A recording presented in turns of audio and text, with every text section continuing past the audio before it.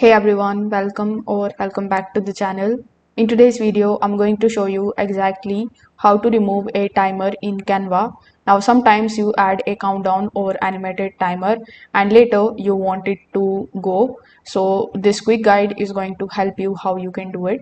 So first of all, you need to come here on canva.com. Then you need to log in into it if you haven't already. Once you have done that, you need to simply open a project in which you have basically added the timer. It can be a video, a presentation, or a social post. So as you can see, this is the video in which I've added this particular timer over here. So in order to remove it, you just have to simply click on it, and once you have clicked on it, you are going to see this type of frame right next to it. This simply means that you have selected this particular section. Now, on your keyboard, you can either press the delete option, or among the given options, when you select it, you are going to see the delete option here too. So you can simply just click on it and this particular timer will be gone from your project.